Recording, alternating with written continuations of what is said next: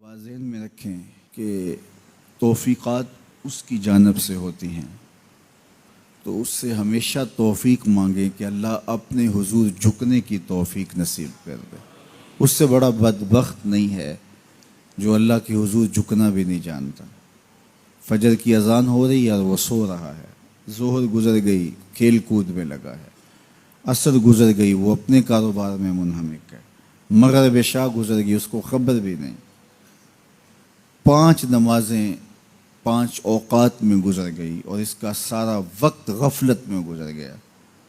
کیسے چین کی نیند آ گئی، کیسا مسلمان ہے، کیسا کلمہ گو ہے۔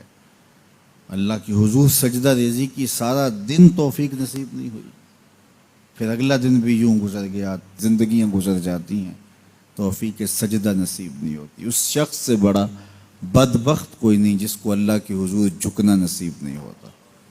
اور یہ بات ذہن میں رکھیے گا، اللہ جب کسی سے ناراض ہوتا ہے تو رزق بند نہیں کرتا، اس کے لیے آب و دانے کی بندش نہیں کر دیتا، اس کی دیگر ضروریات روک نہیں لیتا، اس کو ہر کچھ بہم پہنچ رہا ہوتا ہے، لیکن اللہ کسی سے ناراض ہو سجدے کی توفیق چھین لیتا ہے۔ بندہ سمجھتا میں نماز نہیں پڑھتا، میاں تو کون ہے، تجھے توفیق سجدہ ہی نہیں دی جا رہی، تو نے اللہ کو ناراض کر لیا ہے، وہ تجھے اپنی چوکھٹ پہ بلاتا ہی نہیں، اپنی دہلیز پہ تمہیں حاضری کا اذن ہی نہیں دے رہا، تو اس سے معافی مانگو اور 5 گانا باجماعت نماز شعار زندگی بناؤ۔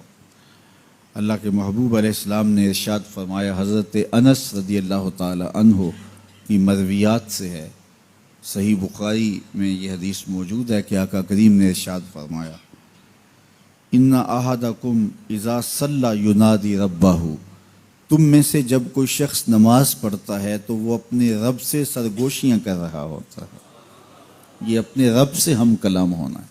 حضرت سہل بن عبداللہ تستری کسی جنگل میں رہتے تھے، کچھ لوگ انہیں ملنے گئے تو کسی نے پوچھا واپسی پہ کہ حضرت یہاں تنہائی میں دن اور راتیں کیسے کاٹتے ہو؟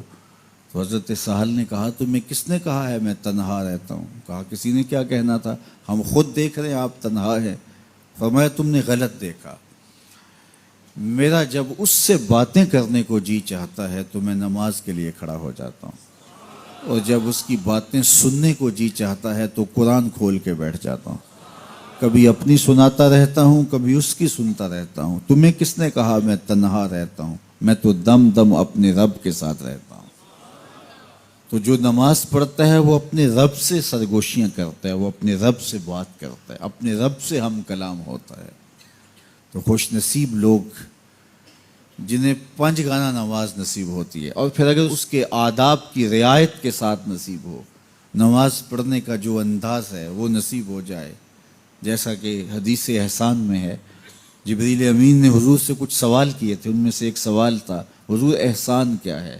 تو فرمایا تو اپنے رب کی عبادت اس طرح کرے کأنک تراہ، گویا تو اسے دیکھ رہا ہے، یہ تیری کیفیت ہو کہ تو اپنے رب کا دیدار کر رہا ہے۔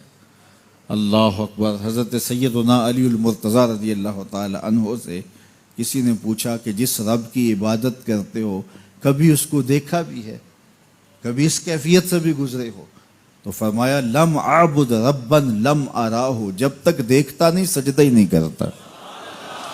تو اپنے رب کی عبادت ایسے کرو کہ تم گویا اسے دیکھ رہے، اور اگر یہ کیفیت تمہاری پیدا نہیں ہوتی تو کم از کم اس کیفیت میں آؤ کہ تمہارا رب تمہیں دیکھ رہا ہے۔ اور یہ تصور بھی کون سا کم ہے کہ میرا مالک مجھے محبت کی نگاہ سے دیکھ رہا ہے، اس تصور میں سرشاری طاری ہو جاتی ہے کہ میرا مالک مجھے دیکھ رہا ہے۔ تو وہ انتہائی کیفیت ہے کہ اپنے رب کی عبادت اس طرح کرو کہ گویا تم اسے دیکھ رہے ہو، اور اگر وہ کیفیت طاری نہیں ہوتی تو اس کیفیت میں ڈوب جاؤ کہ وہ تمہیں دیکھ رہا ہے۔ اگر یہ کیفیت بھی نصیب ہو جائے